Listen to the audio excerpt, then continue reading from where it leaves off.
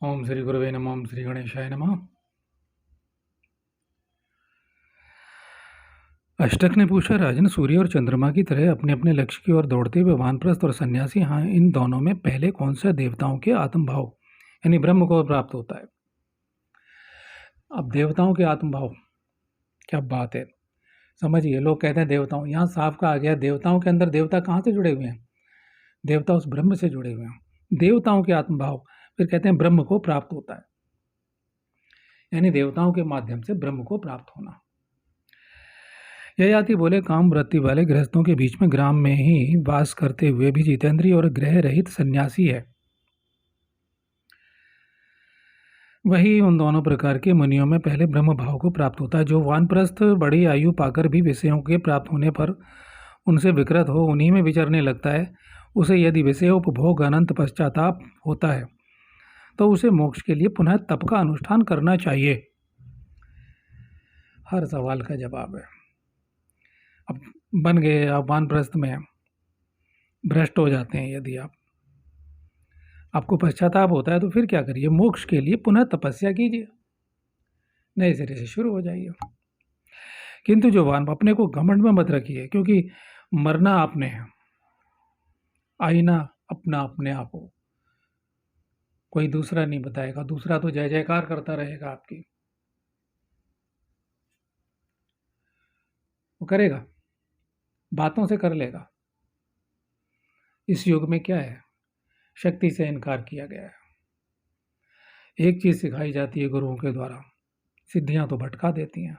अरे छोटी मोटी सिद्धियों की बात नहीं, सिद्धियों का लेवल क्या, योग शक्तियों का। सिद्धियां मत कहिए, मेरी आत्मशक्ति की बात कीजिए, इससे तो इनकार नहीं। मैं सांस ले रहा हूँ, मेरी आंखों की दृष्टि, मेरे कान की दृष्टि, दिव्य स्रोत्रम, पतंजलि कह रहे हैं। आपको अमेरिका का शब्द दिया और दूसरे ब्रह्मांडीय शब्द यहाँ क्यों नहीं सुनाई दे रहा? भैया कान, आप साधना कर रहे हैं तो, नाद ब्रह्म कर रहे हैं तो आपको नाद ब्रह्म का पता नहीं है? नहीं, तुम्हें पता नहीं अगले क्षण आपको पुलिस पीटेगी या आप एक्सीडेंट आपका हो जाएगा, कुछ नहीं पता आपको। क्या बोलते हैं, नए सिरे से शुरू कीजिए। किंतु जो वानप्रस्थ मनुष्य पाप कर्मों से नित्य भय करता है और सदा अपने धर्म का आचरण करता है, वह अत्यंत सुख रूप मोक्ष को अनायास ही प्राप्त कर जाता है। राजन, जो पाप बुद्धि वाला मनुष्य अधर्म का आचरण करता है, उसके यह आचरण नृशंस पापमय और असत्य कहा गया है। एवं उस जितेंद्रिय का धन भी वैसा ही पापमय और असत्य है। परंतु वानप्रस्थ मुनि का जो धर्म पालन है, वही सरलता है, वही समाधि और वही श्रेष्ठ आचरण है। अब आचरण से समाधि, अनुशासन से समाधि की प्राप्ति होगी। अष्टक ने कहा, राजन, आपको यहाँ किसने बुलाया, किसने भेजा है? आप अवस्था में तरुण, फूलों की माला से सुशोभित, दर्शनीय एवं उत्तम तेज से उद्भासित जान पड़ते हैं। आप कहाँ से आए हैं? किस दिशा में भेजे गए, अथवा क्या आपके लिए इस पृथ्वी पर कोई उत्तम स्थान है?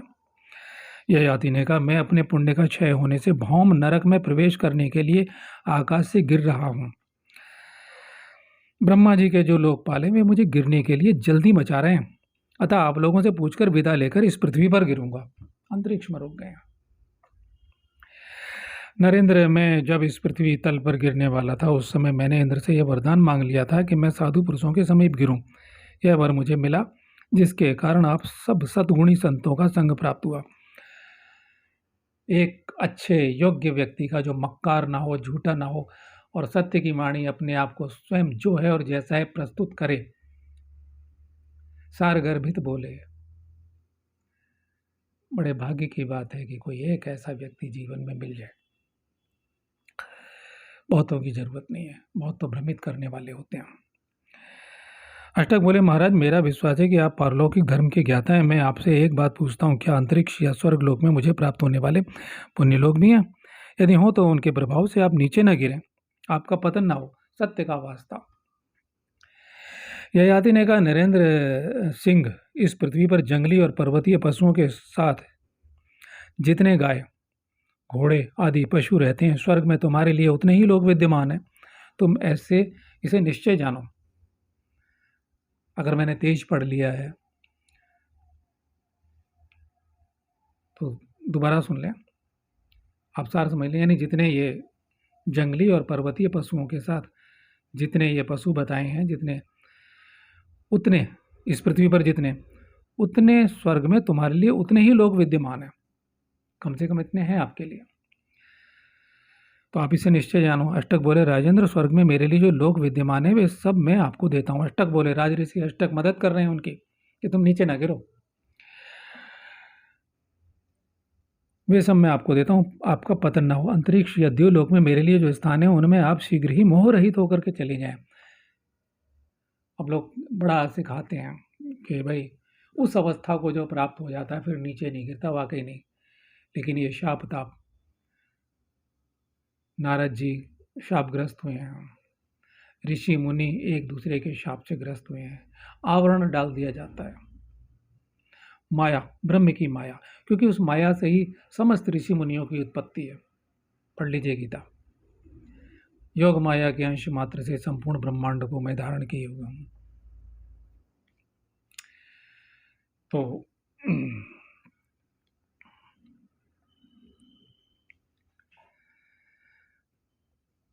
ब्राह्मण ही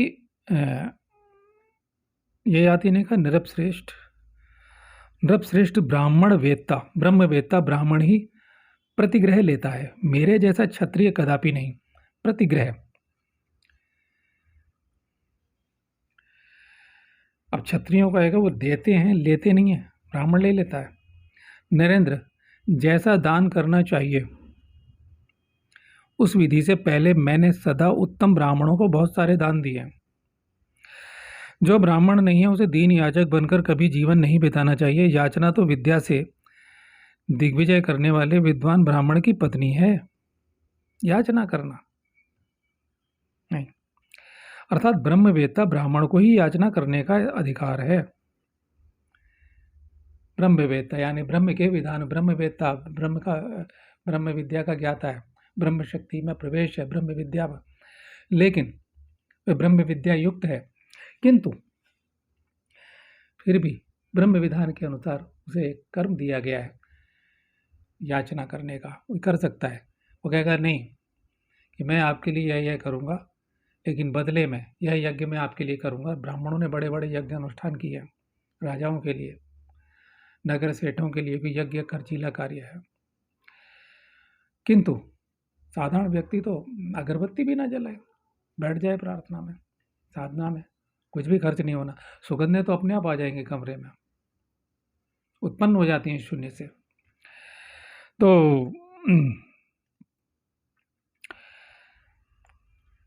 मुझे उत्तम सत्कर्म करने की इच्छा है, अतः ऐसा कोई कार्य कैसे कर सकता हूँ जो पहले मैंने कभी नहीं किया हो। अब यहाँ कौन बोले? प्रतर्दन बोले वांछनीय, यहाँ प्रदर्दन भी है, ये जाति अष्टक भी है क्योंकि समूह है, उन्हीं में प्रतर्दन बोले वांछनीय रूप वाले श्रेष्ठ पुरुष मैं प्रतर्दन हूँ, और आपसे पूछता हूँ यदि अंतरिक्ष अथवा स्वर्ग में मेरे भी कोई लोग हों, क्योंकि वो ज्ञानी हैं, उन्हीं से पूछ रहे हैं, नीचे वाला उनसे पूछ रहा है कि स्वर्ग लोक से तुम आ रहे हो भाई, वहाँ मेरे लिए मेरे कर्मों का और या फिर वहीं से यज्ञ मंडल, क्योंकि गीता में हर थोड़ी देर बाद यज्ञ की पूरी गीता यज्ञ से भरी हुई है। वो बाहर का या प्राण यज्ञ हो या अंदर का बाहर का यज्ञ हो, वस्तुओं का, मंत्र वस्तु और रसायन वह यज्ञ हो, या और ज्योमेट्री जो है बाहर की है, जो उपकरण है, और या अंदर का प्राण यज्ञ, आत्मयज्ञ। तो वो पूछ रहे हैं उनसे, मुझे उत्तम सत्कर्म करने की इच्छा है कि आप ऊपर से आ रहे हो, हम क्या करते हैं उसमें, तो हम चित्रगुप्ताय नमः, तो चित्रगुप्त क्या जो हम कर्म कर रहे हैं, हम हाथ भी ला रहे हैं, ये सब रिकॉर्डिंग चल रही है। एक जगत है, गुरुदेव शर्मा जी कहते थे वैश्वानर जगत, क्योंकि मैंने अपने जीवन में उनसे बड़ा पूरे जीवन की मेरी तलाश, मैंने उनसे बड़ा निम्न से लेकर उच्च लोगों तक का, दिव्य लोगों तक का ज्ञाता, उनकी सामर्थ्य नहीं देखा है। मतलब बाद में कपिल देव जी महाराज की मैं शरण में हुआ, तो वो तो खैर सनातन सिद्ध हैं और उनकी तो बात ही क्या करनी है। उनकी वजह से मैं महाअवतार बाबा से, महाअवतार बाबा नाम नहीं, अवतार बाबा है उनका नाम, ये मैं पहले बोल चुका हूँ, योगानंद ने नाम रख दिया उनका। तो सर्वशक्तिमान नहीं, शक्तिमान कहा जाए उन्हें, और वो सब है जो कुछ किया है। इस पर कभी मैं बोलूँगा, मेरे से काफ़ी लोग पूछ चुके हैं, लेकिन अभी मैंने ज़िंदगी में और भी काम है, तो मैं बाद में कभी उस विषय में बोलूँगा, अवतार बाबा के विषय में। मैं वो बताऊँगा जो आप मानेंगे। तो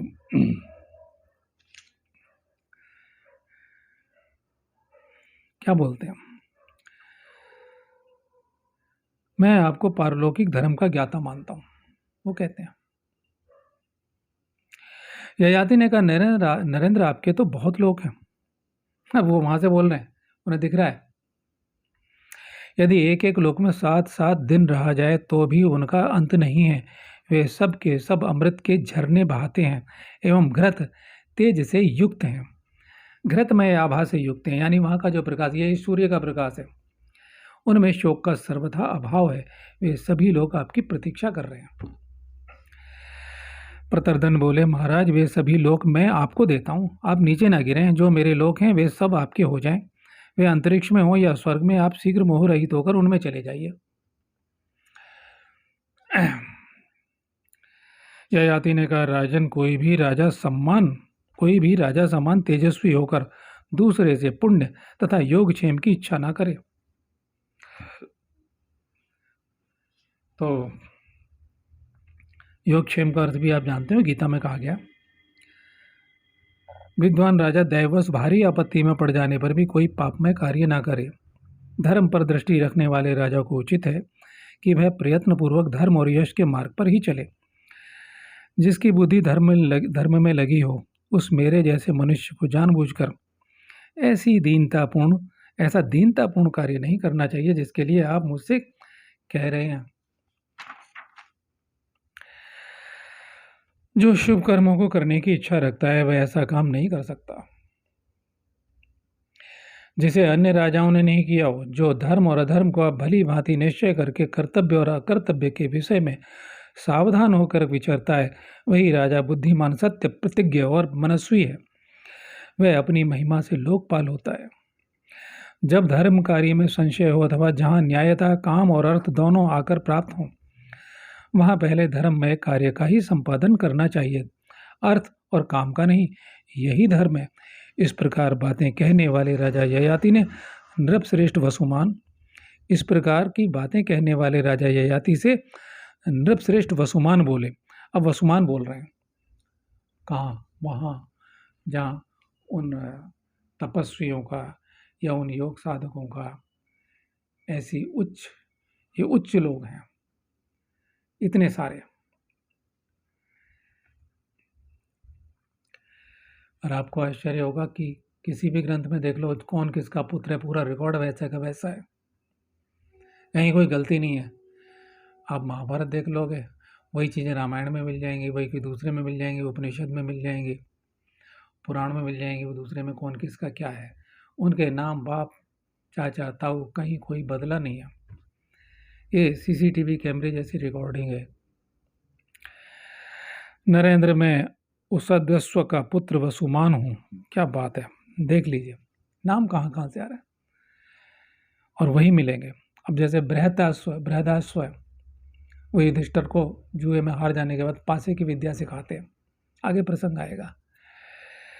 वसुमान ने कहा, नरेंद्र मैं उषदस्व का पुत्र वसुमान हूँ और आपसे पूछ रहा हूँ, यदि स्वर्ग या अंतरिक्ष में मेरे लिए भी कोई विख्यात लोग हों तो बताइए। अब पूछ रहे हैं क्योंकि इतनी तपस्या वो कर चुके हैं, इतना योग बल उनके पास है कि वो वहाँ जाने के अधिकारी हैं।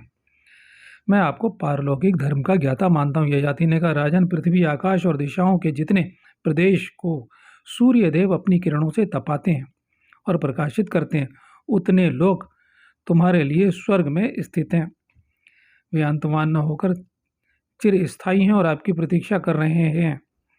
अरे कितनी बड़ी बात कह रहे हैं, यानी वो अंतमान ना हो, चिर स्थायी हैं। जैसे पृथ्वी का एक न एक दिन क्षीण होगा, यानी प्रलय हो जाएगी, विलय हो जाएगी, तो लोग भी विनष्ट होते हैं पुनः, ऐसा हमारे शास्त्र कहते हैं। इस समय कितने जो आकाश गंगा में, ग्रह मंडल में, सौर मंडल में, जो उनके परे और परे कितने बन रहे हैं नए, और कितने मिट्टी के कण की भांति बिखर रहे हैं। अपनी गति में रास्ते में ही विलीन हो जाएंगे। ये सब नारद जी ने तो बहुत पहले कह दिया, साइंस वाले अब थोड़ा थोड़ा कह रहे हैं। और ये आजकल के जो गुरु हैं ये कुछ नहीं जानते। अब सोच लीजिए, तुलना कर लीजिए ना,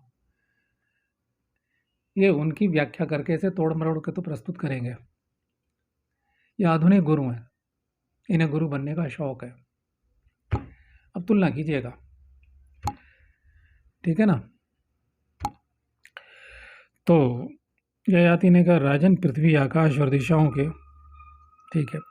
पशुमान बोले, राजन वे सभी लोग मैं आपके लिए देता हूँ, आप नीचे ना गिरें। मेरे लिए जितने पुण्य लोग हैं वे सबके सब आपके हो जाएं। धीमन, यदि आपको प्रतिग्रह लेने में दोष दिखाई देता हो तो एक मुट्ठी तिनके मुझे मूल्य के रूप में देकर मेरे से इन लोगों को खरीद लें। क्या अर्थ निकाला, यानी एक मुट्ठी तिनके मुझे मूल्य में दे दें। कितनी गहरी गहरी बात है। ययाति ने कहा, मैंने इस प्रकार कभी झूठ मूठ की खरीद बिक्री की हो अथवा छल पूर्वक व्यर्थ कोई वस्तु ली हो, इसका मुझे स्मरण नहीं है। मैं काल चक्र से शंकित रहता हूँ। मनुष्य को काल से डरना चाहिए। राजा बलि भी आगे प्रसंग बढ़ेंगे। राजा बलि तीनों लोगों के स्वामी, और एक समय आता गधे के रूप में गुफा में योग बल से गधे का रूप बनाते हैं, क्योंकि दान दे चुके हैं वो। पृथ्वी लोक, स्वर्ग लोक, पाताल लोक, सभी लोग को दान दे, जो उनके पास था वो दे चुके, अब कुछ नहीं है उनके पास। तो पशुओं को रहना का तो पृथ्वी पर अब क्या। राजा कथा आपने वामन अवतार में कि उनके सर पे रख दिया था। अब जब सर पे रख दिया था तो ये शरीर भी गया, अब क्या करूं। तो योग बल से गधे के रूप में, कि पशु पक्षी को तो पृथ्वी पर रहने का अधिकार है, राजा के रूप में उन्होंने दान कर दिया, और अब वो गधे के रूप में एक गुफा में रहते हैं। कथा पढ़ेंगे, बड़ी मार्मिक, हिला देने वाली, शिक्षाप्रद है, सुनेंगे। और पुनः कहता हूँ, कोई शंका हो भाई अपने गुरु से, क्योंकि मेरे वचन वो है, मैं इन्हीं का अनुमोदन करूँगा। तो अलग अलग गुरु अलग अलग तरह से बसते हुए बात करेंगे कि ऐसा नहीं होता और वैसा नहीं होता, मति भ्रम पैदा हो जाएगा। फिर गीता का नियम लागू होगा, भांति भांति के वचनों को सुनने से विचलित हुई तेरी बुद्धि। और तब तक आदमी भ्रम में रहता है जब तक वो आत्मचेतना के प्रवेश द्वार में नहीं पहुंचता, आत्मचेतना में स्थित नहीं होता। फिर आंखों से सब भ्रम दूर हो जाते हैं।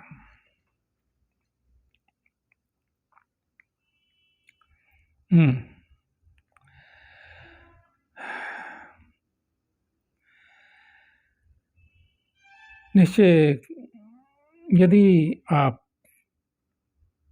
जिस पूर्ववर्ती अन्य महापुरुष ने नहीं किया वो कार्य मैं नहीं कर सकता, क्योंकि मैं सत्कर्म करना चाहता हूँ। वसुमान बोले, राजन यदि आप खरीदना नहीं चाहते तो मेरे द्वारा स्वतः अर्पण किए हुए पुण्य लोगों को ग्रहण कर लीजिए। नरेंद्र, निश्चय जानिए मैं उन लोगों में नहीं जाऊंगा, वे सब आपके ही अधिकार में रहें, नहीं लेना चाहते। शिबी ने कहा, शिबी का नाम आपने सुना होगा, कथा पढ़ी होगी कि एक कबूतर के लिए उनकी परीक्षा अपने अंग काट के दे देते हैं। यहाँ उतनी ही बात करते हैं। शिबी ने कहा, तात मैं उशीनर का पुत्र शिबी आपसे पूछता हूँ, यदि अंतरिक्ष या स्वर्ग में मेरे लिए भी कोई पुण्य लोग हो तो बताइए, क्योंकि मैं आपको उक्त धर्म का ज्ञाता मानता हूँ। ययाति बोले, नरेंद्र, जो साधु पुरुष तुमसे कुछ मांगने के लिए आए उनका तुमने वाणी से कौन कहे मन से भी अपमान नहीं किया कभी। इस कारण स्वर्ग में तुम्हारे लिए अनंत लोग विद्यमान है, जो विद्युत के समान तेजोमय, भांति भांति के सुमधुर शब्दों से युक्त तथा महान है। और भाई मेरे श्रोताओं, बहुत से जो शंकित लोग होंगे कि ऐसे ऐसे लोग हैं, ये वहाँ पर है। मुसलमान तो शक नहीं करता कि अल्लाह, वो मोहम्मद ने कह दिया कि जन्नत में 130 फुट की हूर होती है, वो अल्लाह ने कह दिया तो बात खत्म हो जाए। लेकिन हिंदू है, ये सनातन धर्मी हिंदू बड़े शक करता है। हिंदू ही हिंदू का धर्म है, सनातन धर्म का शत्रु कौन है? एक तो ये गुरु मतांतर फैलाने वाले बहुत सारे, सबके स्वयंभू गुरु हैं। वो कहते हैं हमें ज्ञान हो गया, सोता डायरेक्ट ईश्वर ने वो दे दिया उन्हें। तो नहीं,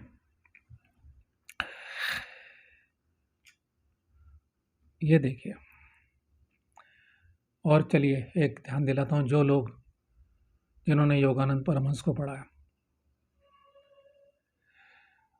युक्तेश्वर गिरी बताते हैं कि मैं यहाँ से शरीर छोड़कर किस समय कहाँ हूँ, हिरण्य लोक में, और वहाँ वो बताते हैं उस लोक से, कमेंट्री दे रहे हैं सारी, पढ़ लीजिए। तो ये तो प्राचीन लोग हैं, ये असली लोग हैं, ये तेजस्वी लोग हैं, उस पर यकीन कर लोगे, क्योंकि योगानंद ने कहा, कुछ योग शक्ति के चमत्कार उन्होंने दिखा दिए, मतलब हो गए उनसे। तो ये जो कहते हैं,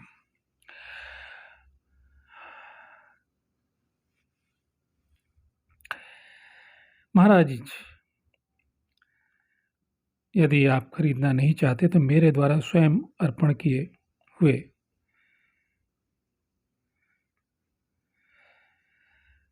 पुण्य लोगों को ग्रहण कीजिए, उन सबको देकर निश्चय ही मैं उन लोकों में नहीं जाऊंगा। वे लोग ऐसे हैं जहां जाकर धीर पुरुष कभी शोक नहीं करते। शिवी ने कहा। ययाति बोले, नरदेव शिवी, जिस प्रकार, यानी नरों में भी तुम देवता हो, मनुष्यों में तुम देवता हो, जिस प्रकार तुम इंद्र के समान प्रभावशाली हो, उसी प्रकार तुम्हारे वे लोग भी अनंत हैं, तथा दूसरे के दिए हुए लोक में मैं विहार नहीं कर सकता। इसलिए तुम्हारे द्वारा दिए हुए का मैं अभिनंदन नहीं करता, स्वागत नहीं करता। यानी अष्टक ने कहा, राजन, यदि आप हम में से एक एक के दिए हुए लोगों को प्रसन्नतापूर्वक ग्रहण नहीं करते हो, तो हम सब लोग अपने पुण्य लोक आपकी सेवा में समर्पित करके नरक यानी भूलोक में जाने के लिए तैयार हैं। ये पृथ्वी लोक, अभी भौम नामक नरक में एक झलक बताता हूँ। मनुष्य को जब कष्ट होता है, देखा है, और बहुत से पुरुषों को भोगते देखा है। हो सकता है कुछ आपके जीवन में, आपके रिश्ते नातों में आपने भी देखा हो, शरीर छत विसत है, धन के भंडार लगे हैं, उनके नौकर अच्छा खा सकते हैं, नौकरानियां पहन सकती हैं, लेकिन वो तड़प रहे हैं, हर घड़ी तड़प रहे हैं और मौत मांग रहे हैं। ईश्वर उन्हें मौत नहीं दे रहा। नहीं, जो अपने को, हमने ऐसे लोग देखे, मैंने देखे, जो अपने को आत्मज्ञानी बनते थे, कुछ शक्तिपात भी करते थे, वही जिस झूठे शक्तिपात का अनेक बार मैं वर्णन कर चुका हूँ। और मैं इसलिए नहीं बता सकता क्योंकि अगर मैं वो ट्रिक हैं जो मैं जानता हूँ, मैं तो अभी शिष्य भी नहीं बना हूँ, मैं कहूँ मैं फलाने का शिष्य हूँ, नहीं, तो मुझे ऐसा होना चाहिए। मेरी पहचान क्या है? एक पहचान वो जो माता पिता ने दी, एक पहचान वो मेरे गुरु से पहचान, इसके अलावा कोई पहचान नहीं रह गई। क्योंकि आज जो कुछ भी मुझे भोजन भी मिल रहा है, या आवास, या जो भी कुछ मिल रहा है, या जो भी मैं हूँ, मेरा अस्तित्व है, वो उनकी दी हुई पहचान से है। नहीं, मेरे पास कुछ भी नहीं है। तो मैं श्री चरणों में प्रणाम करते हुए फिर आगे बढ़ते हैं कि मौत मांगता है मनुष्य, मौत नहीं मिलती। ये नर्क है। कुछ नर्क यहाँ इसी लोक में होते हैं, फिर उसके बाद होते हैं, और वो क्योंकि सूक्ष्म शरीर उनका भोगता होता है, वो कष्ट होते हैं। मैंने उन आत्माओं से बात की है, जब हम पितर शांति अनुष्ठान या कुछ करते हैं तो पहले बातचीत की जाती है, क्या कष्ट है, किस लोक में, फिर उन्हें यज्ञ की आहुतियों के द्वारा फिर पूछा जाता है, और वो बताते हैं, प्रमाण देते हैं। तो नर्क, ये सब स्पष्ट है।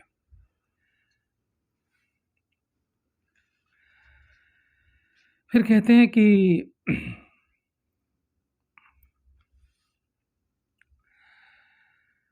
अब बताओ, नरक में जाने के लिए तैयार है, उनके लिए क्या प्रेम है। कभी कभी ऐसे ही प्रेम हो जाता है जीवन में। राजा ययाति से उन लोगों का इतना प्रेम हो गया। अष्टक ने कहा, आकाश में ये किसके 5 स्वर्णमय रथ दिखाई देते हैं जिन पर आरूढ़ होकर मनुष्य सनातन लोक में जाने की इच्छा करता है। जिन पर आरूढ़ होकर मनुष्य सनातन लोकों में जाने की इच्छा करता है। सनातन, जो सनातन सदैव से हैं, और जिनका नाश नहीं होगा। ययाति बोले, ऊपर आकाश में स्थित प्रज्वलित अग्नि की लपटों के समान जो 5 स्वर्णमय रथ प्रकाशित हो रहे हैं, जो ये आप लोगों को ही स्वर्ग में ले जाएंगे।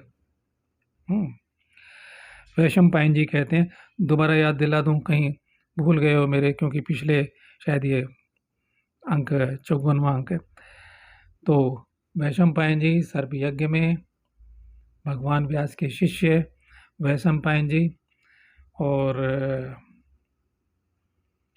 राजा जन्मेजय को कथा सुना रहे हैं, जिनके पिता राजा परीक्षित, उनके पिता अभिमन्यु, अभिमन्यु के पिता वीर अर्जुन। ठीक है, तो ये क्रम बना रहे स्मृति में, इसलिए मैंने दोबारा दोहरा दिया।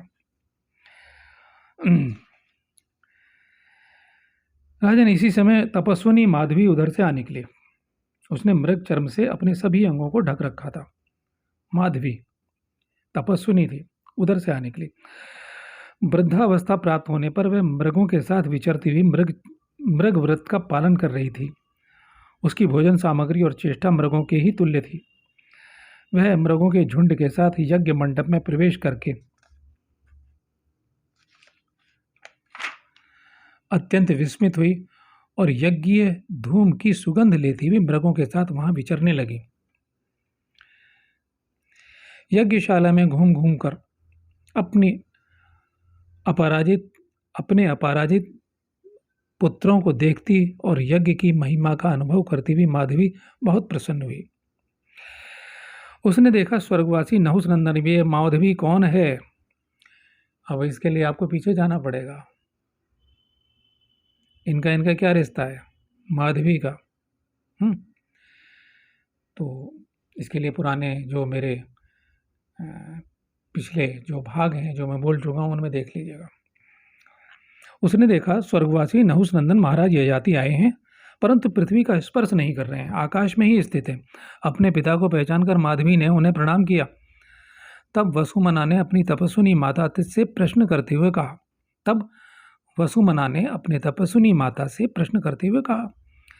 वसुमना बोले, माँ, तुम श्रेष्ठ वर्ण की देवी है, तुमने इन महापुरुष को प्रणाम क्यों किया है? ये कौन है? कोई देवता है या राजा? यदि जानती हो तो मुझे बताओ। माधवी ने कहा, पुत्रो, ये तुम सब लोग एक साथ सुन लो। ये मेरे पिता नहुस नंदन महाराज ययाति हैं। मेरे पुत्रों के सुविख्यात मातामह नाना यही हैं। इन्होंने मेरे भाई पुरु को राज्य पर अभिषिक्त करके स्वर्गलोक की यात्रा की थी, परंतु ना जाने किस कारण से ये महायशस्वी महाराज पुनः यहाँ आए हैं। वैशंपायन जी कहते हैं, महाराज, माता की यह बात सुनकर वसुमना ने कहा, माँ, ये अपने स्थान से भ्रष्ट हो गए हैं। पुत्र का ये वचन सुनकर माधवी भ्रांत चित्त हो उठी और दोहित्रों से घिरे हुए अपने पिता से इस प्रकार बोली।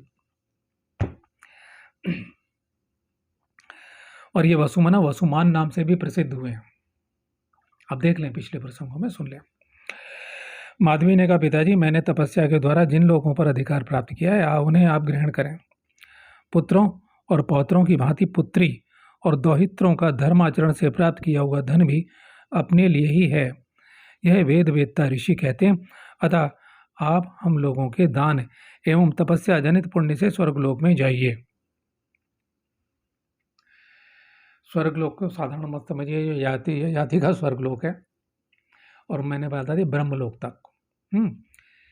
वो फिर मैं कहूँगा उसका प्रत्येक कण ब्रह्म चेतना से जुड़ा हुआ है। ये जाति, ये साधारण स्वर्गलोक नहीं कि स्वर्ग भी कई हैं। ये पिछले प्रसंगों में, आने वाले प्रसंगों में और अनेक बार मैं अपने श्रोताओं को कहता रहा हूँ, निजी कभी भेंट वार्ताएँ कभी एकांत में हुई हैं, उनमें भी तो मुझे लगता है मैं ये बोल चुका हूँ। तो अतः दोहित्रों ने ययाति बोले, यदि यह धर्म जनित फल है तब तो इसका शुभ परिणाम अवश्यम भाविए। आज मुझे मेरी ही पुत्री तथा महात्मा दोहित्रों ने तारा है। अब यहाँ से फिर से पितरों की बात, श्राद्धों की बात और कुछ एक अलग हट के बात जो आपको नहीं ज्ञात होगी, क्योंकि बड़े दुख की बात है कि जब कभी हमारे देश में 75% लोग ये देवता पितर देई देवता लोकल भाषा में स्थानीय भाषा में कहते हैं, ये ओझा भगत उछलने कूदने वाले लोगों के पास जाते हैं और 25% लोग जो पुरोहित तीर्थ हैं वहाँ भी दुखद स्थिति है। वो एक परंपरागत रूप से कर रहे हैं, ना किसी के मंत्र क्रियाओं और आदि में शक्ति नहीं है वो सब। इसलिए मुझे लगता है भूत प्रेतों की दुष्ट आत्माओं की वृद्धि है, पुण्य आत्माएं जरा पृथ्वी पर कम पैदा हो रही हैं। तो ये अगले अंक में इस पर आगे का भाग मैं सुनाऊंगा, ज़्यादा महत्वपूर्ण है और इसलिए इसका एक अलग चरण अलग भाग होना चाहिए। और आज के लिए इतना ही श्रोताओं। ओम तत्सत।